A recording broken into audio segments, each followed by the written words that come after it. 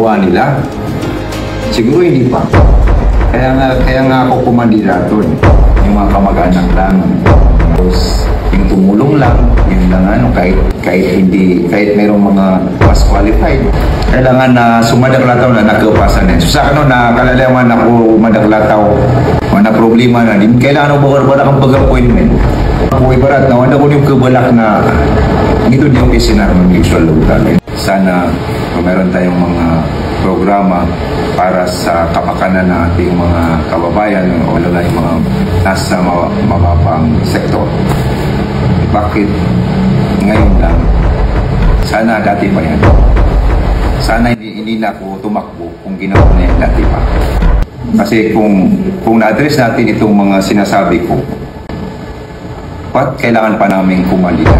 Nag-criticize din sa akin na parang hindi ka panipaniwala yung mga sinasabi ko. But then, hindi pa naman yung ako nasubukan bilang grupo.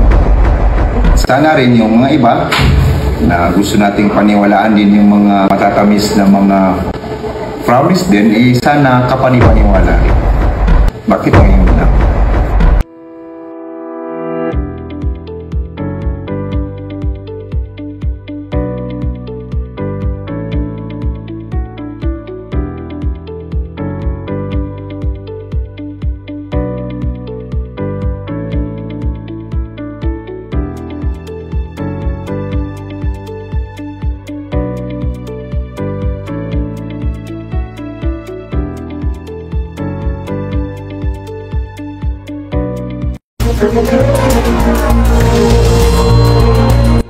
Every time may mga campaign sorties kami, ang sinasabi ko sa maraming tao is that you vote for me because of our plans, our platform. Kasi mahirap naman yung isang kandidato na walang plataforma. Ang priorities namin is 5. First is kabuhayan, then trabaho, edukasyon, agama, then of course yung electricity. Kasi pag ada economy na barat, mga factories, mga ganito, they can create jobs. So parang ano lang, nagawa nila? Siguro hindi pa. Kaya nga ako kumandidato eh, para ma-address itong mga issues na to. Kasi every time pumupunta ako sa mga lugar, yan talagang sinasabi ng tao. Yan ang totoong kailangan ngayon ng karamihan ng ating mga mamamayan dito sa Lanao School.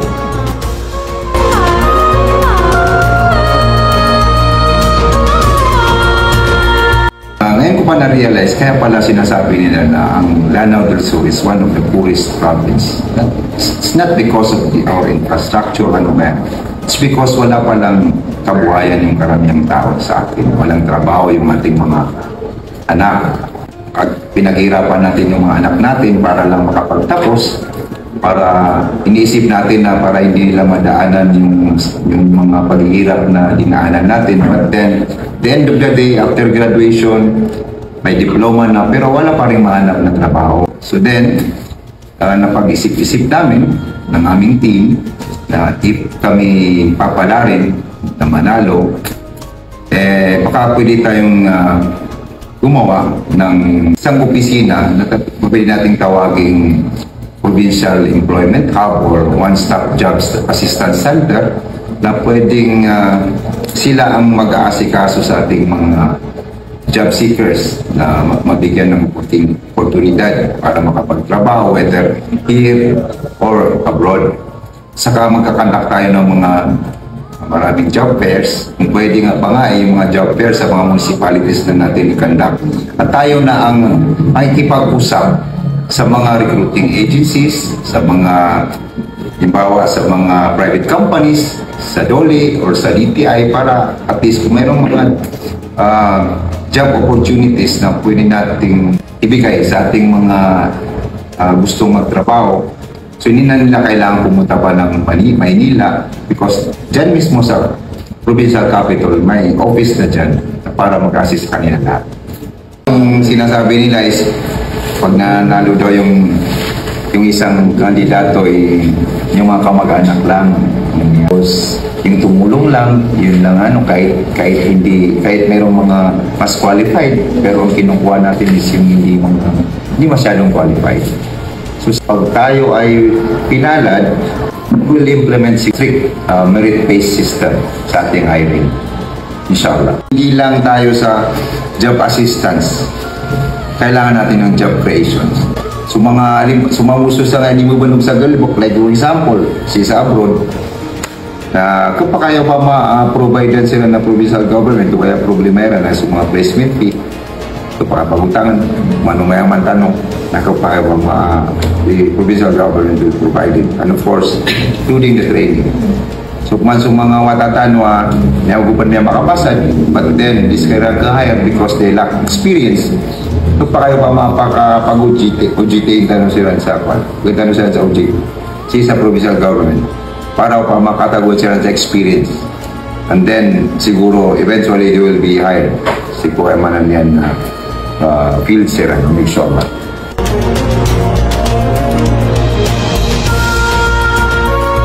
Marami po ngayon ang walang kabuhayan. That is, given na yan ako, napakarami. Kaso lang na yung Maranao, minsan hindi mo kasi mahalata sa Maranao na nahihirapan na. Kasi yung pride niya, yung maratapat natin. But then, if titinan mo talaga, papasok ka sa kanilang bahay, may kita mo talaga na maski hindi sila nakakain ng 3 beses sa isang araw. At siguro during this Ramadan, na-feel natin. Kasi dami nating mga iftar drive, di ba? So yun, naanong talaga natin na marami talagang nangangailangan. So ngayon, isang naisip natin is, kasi minsan yung iba, hanggang training na lang, lahat na lang training, but then, minsan pinoproblema ng mga kababayan natin, paano naman kami magsisimula? Ni capital nga, wala. So, what is the purpose of training them kung wala rin subsidy or tulong ang government? So, ang naisip namin is pwede naman nating tulungan sila na dadaan sa pwedeng pautang ng mga small enterprises or yung mga livelihood programs na pwedeng utangin sa kanila at walang interest.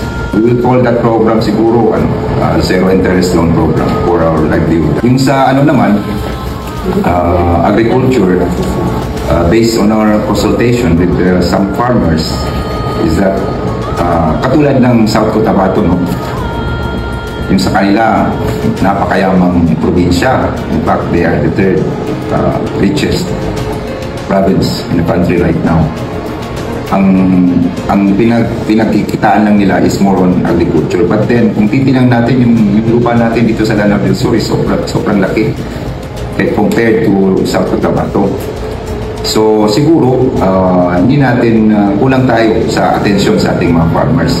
Halimbawa, for example, yung mga irrigation system natin, minsan ang daming na-implement dito ng mga project na irrigation, but then they are always unoperational. So kailangan ma-repair ito, kailangan we'll see to it na lahat ng ma-implement dito or malagay dito ng mga irrigation systems are all functional para naman makakinabangan ng ating mga farmers. But then isa ring problema is yung mga fertilizers. Minsan yung mga farmers natin utang na may interest pa. Tapos at the end of the day, minsan nasisira yung mga crops o wala silang mapagbentahan, hindi na nila makaya maski yung pagbayad dun sa fertilizer. So parang hindi na naulit pa, parang hanggang dun na lang sila. So ang naisip namin na isang solusyon dyan is maybe if the provincial government cannot provide it for free, kasi hindi naman natin alam kung anong nandyan ngayon, hindi pa naman tayo nanalo, pero siguro the least we can do is pwede nating pautangin yung ating mga farmers ng mga fertilizers na yung mura na walang interest kung anong government price, yun talaga ang ibibigay natin sa kanila. And third, baka pwede tayong gumawa dyan sa Basak area ng parang agricultural equipment pool wherein lahat ng mga agricultural equipments and heavy or light equipments like tractors, etc. na pwede nating ma-provide sa ating mga kababayan, mga farmers, na anytime na gusto nilang maghiram, the provincial government will provide it for free for as long as yung mga operational expenses na is, siyempre, yung farmer ang gastos, like for example, fuel or ano ba dyan. Then, ang pinaka-importante dito is yung market. Dapat makagawa tayo dito ng food terminal. And then, at tutulungan natin sila paano ibebenta yung mga produkto natin. Kasi sa South Cotabato, for instance, or in some other provinces, minsan yung gobyerno mismo ang nagsasabi sa kanila na ito ang itatanim natin at kami ang bibili, tapos yung gobyerno ang magbebenta. So hindi na mahirapan yung mga kababayan natin, mga farmers. In regards to the sa pang source of income or kabuhayan or yung mga siguro pwede natin supportahan yung mga local handicrafts natin, export yung mga local handicrafts na pwede nating mapagkakitaan, halimbawa ng ating probinsya. Then of course pag masuportahan natin, then the effect is it will create jobs. Pwedeng makapagtrabaho sa ating mga kababayan na nangangailangan din ng trabaho. Isa po mga programa na nabatanaw makahambal sa Provincial Business Incubation Hub na paganda na mentorship sa mga businessmen pri na pag-assistan siran si mga business registration ito na yung mga karata sa kailangan nila sa naging mga business nila, and of course supportan sila ko networking para kaupan sa mga local businesses sa mga aspiring businessmen. Okay. Ulita na po ako so business nato tax so baka ito so affordable po mga tungan na business permit. Ito na siya pa-report sa mga bulo. Hindi pa mga kung libre sila na libre na sila na bakanda. Ang plano natin din gumawa ng mga pasalubong centers para ma-promote natin yung mga products natin, mga local products natin. We will institutionalize yung halal food processing. Kasi at private lang yung gumagawa. So if it will become an institution, syempre, it will create jobs.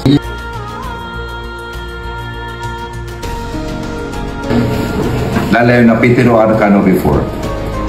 Inuwa ka niya pikir sa sukaplala ko yakan sa ngaranaw na miya gadaw makansutit ko awid akalo malakang tao. Kaya kan sa situation ng mga barangay ito na masusuking itanong sa tauron. Kung pakataban, nakasuyan tanong ang ng mga tungan ng tanong. Sa apian din matatago na pagilin tanong sa iwanan na mamubata diran na pagilin tanong ito na higug tanong kumanak na tao. Make sure lutan.